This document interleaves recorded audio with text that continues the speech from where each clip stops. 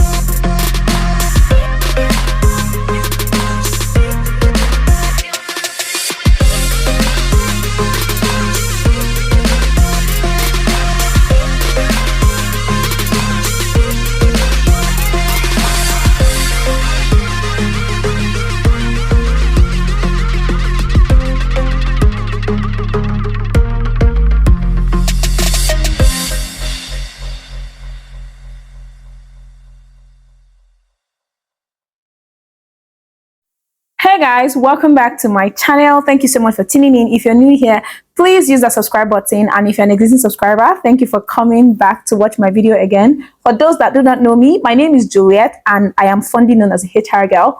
Welcome to my channel where we have exciting career talks and I help young people that are trying to navigate their way into the corporate space, and even people that are already in corporate space, on how to navigate their career as a whole.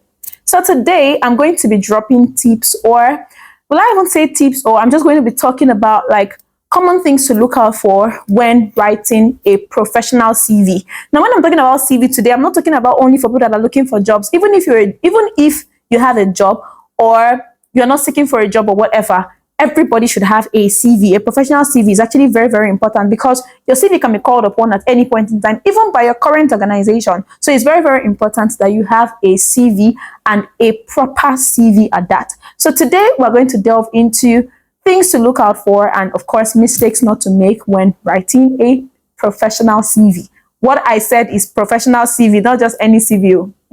Yes.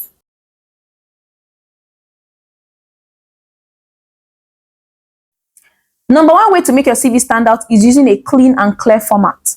Avoid using plenty fonts in writing your CV.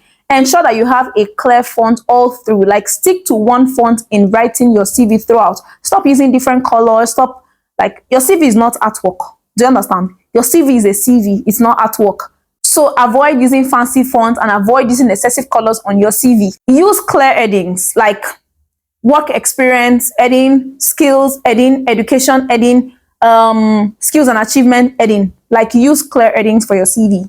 Another way to have a modern CV format is also use PDF to save your CVs. I don't know why in 2025 some of you are still sending your CVs as Word documents. The reality of Word documents is that when somebody opens a Word document on their own device, what comes out is probably not what you sent, and that's going to be like a what I ordered versus what I got. And that what happens is that most times it's possible that the CV is scattered. But if you save your CV as a PDF, then definitely you're not going to have issues with that. So in order to have a modern CV, then you save your CV as a PDF format, not as a Word document. Also, use an ATS-friendly format to make your CV look modern. Avoid having tables. I don't even understand why people are having tables, graphical design, like charts, pie charts inside CV. I'm not being dramatic. See, there are many things that we see on CVs. I'm a recruiter. I'm a HR person, so I know exactly what I'm saying. So these are things that you have to avoid on your CV. Number two tip in writing a CV is for those that are seeking for jobs, right? Tailor your CV to each job application. Stop sending your CV, like cycling your CV like recycle bin, like just be sending, same CV you're using. Okay, let me say, for example, HRs, for example, we have organizations that are looking for maybe HRs that are into only learning and development. We have organizations that are looking for recruitment, like recruitment managers. We have organizations that are looking for people that are into only admin. So if you're an HR professional, for example, you can't have one CV. Like, as a human being seeking for a job, especially the ones that are seeking for a job, you can't have one CV. You need to have like 2 or 3 CVs because some roles have their own separate names. So one thing that you also want to do is to tailor your CV to that particular job that you're applying for. So it's very important for you to customize your CV to fit into the job that you're currently applying for. It's also important that you use relevant keywords because some organizations now in Nigeria use ATS. So it's very important that you use relevant keywords from your job description to pass the ATS filters. Then also you need to highlight skills that aligns with that particular role. So for example, an organization puts out a job that they are seeking to hire, blah, blah, blah, blah, blah. One of the things that you want to do is also go back to your job description in terms of the places that you've worked before, your achievements and all of that. Find a way to coin it, tailor it. Now, I'm not saying you should lie on your CV. What I'm just trying to say here is that you have to, one CV cannot work for every single application because requirements are always different. So understand how to tailor your CV to fit that particular job that you're looking for. This is for people that are seeking for jobs. But if you're not seeking for a job, you just want to have like a proper professional CV, it's also important that you ensure that your CV matches the current description of the job that you are presently doing as well. Number 3 tip for writing a professional CV is that you need to focus on your achievements, not just duties. So one of the things that you get to see in a lot of CVs is I just get to see people write duties and responsibilities. People don't get to write achievements. And employers are looking for results-driven candidates. They're looking for people that have results, people that can come and replicate what they have done before. Nobody's looking to hire somebody that just wants to speak plenty English. They just want people that have gotten results and can replicate what they've done before.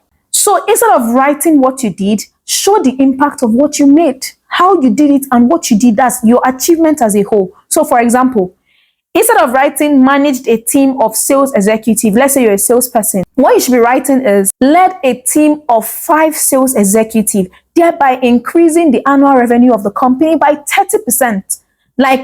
I'm not saying you should lie, just like I said, but I'm just saying that instead of just writing led 5 sales executives, you want to also write that you led this number of sales executives and you use 5 sales executives to increase the company's revenue by 30%. That's a big one.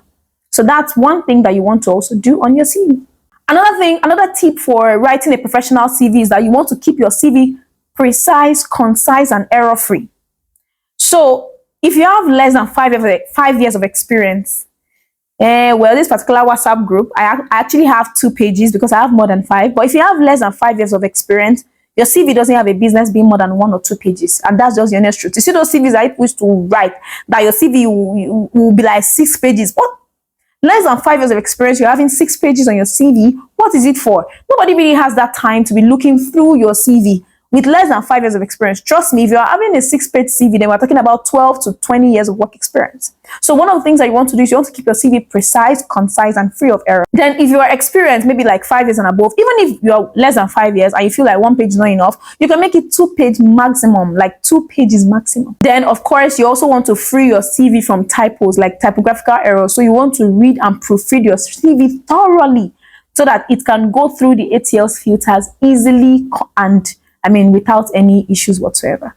Another tip for writing a professional CV is that you need to have a strong professional summary. Like you see, professional summary on the CV, I think that's supposed to be like the first part of your CV. This professional summary is where you literally have the summary of every single thing on your CV.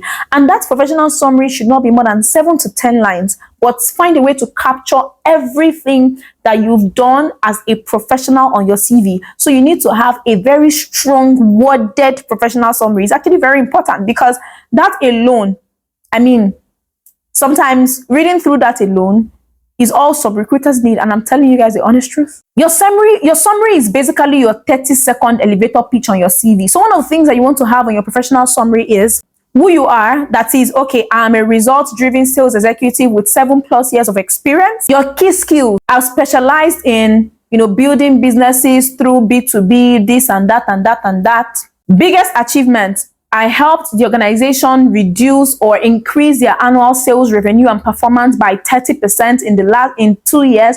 That simple. And what you've been able to do in that professional summary is that you've been able to tell the organization about yourself, your achievement, what you've done, and what you've also helped previous organizations to do. Like I said, that's your 30 seconds elevator pitch, professional summary. So it's very important that you do your CV and do it properly. And avoid using cliches like hard work, team player, all those things, and your professional summary. No, that's not the place to use all those things. Just be straight to the point. Another tip to writing a professional summary is including your key skills and certification. It's actually very, very important that you include your certification. So for example, you're a chartered banker, or you're a chartered accountant, or you're a chartered HR professional. Whatever case is, ensure that it is there because it's a key skill. Then if you also acquire some other maybe relevant certifications from doing some courses online, maybe schools abroad, Nigeria, whatever it is, you also want to ensure that that is added on your CV. So you can add that in a section called certification or key skills and certifications. So you want to have like your art skills on the CV. Your art skills include maybe project management, data analysis, HR software, blah, blah, blah. Your soft skills includes leadership, communication, problem solving skills. Those are your soft skills. So some of you that don't know the difference between soft skills and hard skills, I hope I just helped people now, right? So that we don't have to make a full video on that one. Another tip for writing a professional CV, this one is particularly for job seekers, is optimize your application tracking system. That is, optimize your CV for ATS, which is the application tracking system. Here, you want to ensure that your CV do not have graphics, do not have drawings, do not have tables, do not have pie charts or whatever it is. You just want to ensure that they have the proper wording so that they can easily pass through the ATS filters. Because there's some organizations now in Nigeria that they only use ATS to do their CV sorting. Also, you have to use standard headings. Headings such as professional summary, certifications, work experience, achievement, education, like those particular. You don't want to use things like my journey as a professional, all those things. No, you don't want to use that as headings. You want to use proper headings to actually optimize your CV for ATS. Another tip for writing a professional CV is, add your LinkedIn profile. Is as basic as that. I used to tell people that I see no reason why you as a professional do not have a LinkedIn. It's wrong. Oh, wrong now. It's very, very wrong. You need to have a LinkedIn. You're not having a LinkedIn to go and be writing aspire to perspire. You might just be there, but you never know. You might just be there. You don't have to write things, but you might just want to engage, check people out that are doing great things in the career space. If you're a career person, you need to have a LinkedIn. It's a no-brainer. So one thing that you also want to do to help your CV is to put your LinkedIn, your LinkedIn profile on your CV as well. It can just be somewhere up there so that when people click on your CV, once people click on that link, they can immediately go to your LinkedIn profile. Honest truth is, for someone like me that I've gotten quite a number of offers, not so many, but I've gotten quite a number of engaging conversations and offers from LinkedIn alone, and I don't have to do much. I just have to be there and show up every day. That's all. And of course, on your CV, you want to have a professional photo. You want to have people recommend you, that's endorsement. There's another column on your LinkedIn for endorsement. So you also want to have major people also endorse you, because those things actually go a long way. And have a professional picture. Don't go and use one Snapchat picture that you put this thing on your head and then be using it as your professional picture for your LinkedIn page. No. And then also avoid putting certain things on your CV, such as your date of birth, your state of origin, your age, your religion, your religious background. All those things are totally irrelevant on your CV. Ensure that you put the right things and ensure that you properly structure your CV in a proper manner, such that in 6 to 8 seconds, like I said at the beginning, a recruiter just needs 6 to 8 seconds to go through your CV to decide whether they want to continue going through it or not. So that in 6 to 8 seconds, the recruiter can decide and say, oh, I actually want to go through the CV and it's going to be worth their while. So that's the way that you actually want to have your CV tailored. I hope that today I've been able to help you with ways in which you want to, properly put your CV together. However, if you're finding it difficult, don't worry. You can come to me. Just bring some dollars and pounds. No, I could charge in dollars, but what I'm just saying is that I have a human resource consulting firm where I also get to help people to write their CVs and tailor their CVs in such a professional manner, such that you can use your CV to, get jobs, seek jobs and all of that. I've helped people actually get jobs, not just in Nigeria, outside Nigeria, just by tailoring their CV properly, optimizing their LinkedIn page as well. So if you want me to do that for you, like I said, my Linktree profile is on my Instagram page, TheHRGirl, the.HRGirl, where you can actually get and access my phone number, and then we can have conversations from there. In the description box as well, I have my details. I have my email address. You can also get to reach me at the HR Girl. You can also get to reach me at the HRGirl at outlook.com.